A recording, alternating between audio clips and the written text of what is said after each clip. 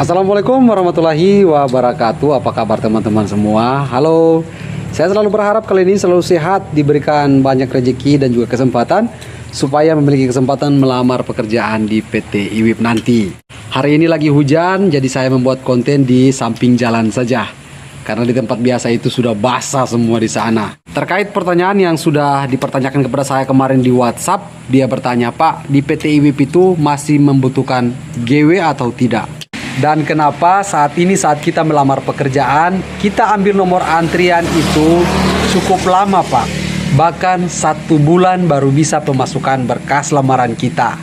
Jadi yang pertama di sini saya mau ucapkan terima kasih dulu kepada subscriber saya yang sudah membelikan saya ini 1 bungkus. Terima kasih banyak untuk Val yang sudah kasih saya ini 1 bungkus tadi.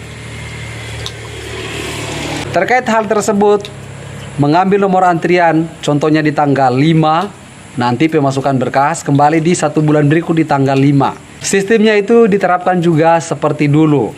Jadi kalau dulu itu pengambilan nomor antrian, saya contohkan kalian mengambil tanggal 5, ya berarti di tanggal 5 berikut baru bisa pemasukan berkas lamaran kita lagi. Pertanyaannya itu kenapa, Pak? Jadi yang dipertanyakan kepada saya, hari ini saya akan jawab. Tapi sebelumnya kalian yang belum sempat subscribe ke channel YouTube saya minta dukungannya untuk subscribe dulu agar saya lebih semangat lagi hadirkan informasi untuk kalian semua. Setiap hari pelamar di PT IWIP itu banyak sebenarnya. Ada sekitar 200 sampai dengan 300 peserta yang datang untuk melamar. Dalam 1 hari itu kalau dibatasi pelamarnya mungkin hanya 150 orang yang akan pemasukan berkas, tentunya hanya diterima dengan kuota tersebut. Dan untuk sistem seperti itu sudah dilaksanakan dari jauh-jauh hari kemarin. Itu sudah ada. Di sini saya contohkan kalau dalam tanggal 1 sudah ada 200 orang yang melamar atau yang mengambil nomor antrian, otomatis kalian akan diantrikan lagi di tanggal 2. Jadi setiap hari itu begitu, Pak. Dan untuk penginputan berkas lamaran kalian itu tergantung juga dengan jumlah peserta yang masuk setiap hari. Belum lagi yang masuk lewat WhatsApp staf HRD, belum juga lewat email. Karena mengingat mereka tidak bekerja selama 24 jam. Hanya dibuka dari jam 8 sampai jam 4 sore. Jadi mohon untuk pengertiannya saat-saat ini pelamar di PT IWIP itu banyak sebenarnya. Dari seluruh Indonesia datang itu melamar di PT IWIP. Jadi antisipasi dari staf HRD memberikan nomor antrian kepada kalian, ya itu dia. Agar mereka juga memiliki kelonggaran untuk bekerja setiap hari. Karena mereka itu bukan robot. Kalau robot itu bisa bekerja selama 24 jam. Karena mereka adalah tenaga manusia untuk penginputan, otomatis mereka juga harus membatasi lamaran tersebut. Jadi kalau kalian yang bertanya seperti itu, saya rasa sudah cukup jelas saya bahas di sini. Ada yang bertanya juga kepada saya, "Pak, apakah karyawan GW itu atau pekerja umum diterima setiap hari?" Saya katakan untuk GW itu diterima setiap hari. Jadi silakan saja kalian pemasukan berkas di loket di gate 2. Dengan catatan kalian harus memiliki KTP Maluku Utara atau WEDA. Terkait informasi saya kemarin juga ada yang berkomentar di video saya. Dia mengatakan seperti ini. Ya, tidak mungkin itu PT IWIP bisa terima karyawan 100 orang 1 hari. Apalagi yang diterima oleh PT IWIP itu adalah orang-orang yang tidak ada pengalaman kerja. Ngapain juga untuk terima orang yang tidak ada pengalaman? Mereka itu setiap hari tidak kerja. Oke, saya jelaskan di sini supaya komentar yang ini itu bisa saya luruskan dan tidak menjadi sebuah fitnah di video saya kemarin. Kemungkinan besar Anda yang berkomentar ini, Anda itu tidak kerja di PT IWIP. Jadi Anda tidak tahu apa-apa tentang PT IWIP ini. PT IWIP ini adalah perusahaan besar di Maluku Utara.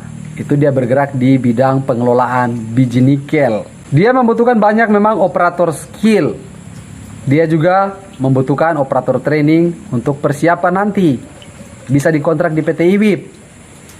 Welder pun diterima, non skill pun diterima. Jadi semua itu diterima sebenarnya. Dan alasan PT IWIP itu menerima karyawan non-skill setiap hari itu karena ada kebutuhan yang memang harus dikerjakan. Jadi yang terima non-skill ini mereka di sana itu bukan hanya duduk-duduk, bos. Mereka juga kerja. Saya contohkan dalam hidup saja, kita itu saling membutuhkan. Jadi bukan hanya operator-operator skill yang diterima oleh PT IWIB. Operator di sana sudah ada bagiannya masing-masing. GW tadi atau pekerja umum ini yang tidak ada pengalaman kerja pun sudah ada porsinya masing-masing untuk bekerja. Kalau Anda yang bekerja di PT IWIB, contohnya Anda itu adalah seorang operator DT. Anda pergi muat material seperti batu bara. Di sana itu kan tidak mungkin Anda itu menjadi seorang pandu. Anda pun tidak bisa berperan sebagai seorang general worker atau pekerja umum. Jadi tadi yang saya katakan bahwa PT IWIB membutuhkan non-skill ini, yaitu dia. Non-skill ini di sana kan ada yang jadi pandu, ada yang memang pekerja umum lainnya. Jadi setiap perusahaan itu dia sangat membutuhkan juga non-skill. Jadi bagi Anda yang mengatakan tidak masuk akal PT IWIB itu menerima non-skill setiap hari, karena Anda itu tidak bekerja di PT IWIB, jadi Anda tidak tahu apa-apa. Rata-rata di setiap area itu ada general worker atau pekerja umum tadi. Tidak mungkin tidak ada GW di sana. Tadi yang saya katakan bahwa apakah Anda sebagai operator itu bisa berperan sebagai pelaksana lapangan? Saya rasa tidak mungkin. Karena di setiap tempat itu, kalau yang non-skill ini bisa menjadi seorang ceker. Setiap masuk keluar mobil itu dicatat, Pak. Baik waktunya, baik pemuatannya, itu harus dicatat kalau di PT IWIB. Jadi disitulah PT IWIB menerima orang-orang yang tidak ada pengalaman kerja untuk dipekerjakan seperti itu. Saya ambil contoh saja yang paling kecil di PT IWIB, yaitu di jetty. Jetty itu adalah pelabuhan. Di sana itu selalu berhubungan dengan barang yang keluar dari kapal. Saat Anda itu sebagai seorang operator trailer, apakah Anda bisa untuk berperan juga sebagai GW? Apakah Anda bisa itu masuk ambil barang di dalam kapal untuk dikeluarkan? Anda bisa kaitkan barang untuk diangkat ke atas trailer Anda. Makanya untuk non-skill itu dipekerjakan ya di situ. Jadi apa yang Anda katakan tadi bahwa ngapain juga harus terima karyawan yang tidak ada pengalaman kerja, mereka di sana tidak bisa kerja. Mereka itu bisa kerja. PT IWIB juga tidak bodoh untuk menerima orang. Jadi untuk non-skill itu tetap dipekerjakan di sana, bos. Mereka itu tidak duduk-duduk setiap hari. Itu kalau hanya duduk-duduk, itu perusahaan rugi. Jadi makanya orang itu dipekerjakan. Di lapangan pun sama, Pak. Di sana pun harus ada pandu, harus ada ceker dan lain sebagainya. Otomatis GW itu sangat banyak di PT IWIB.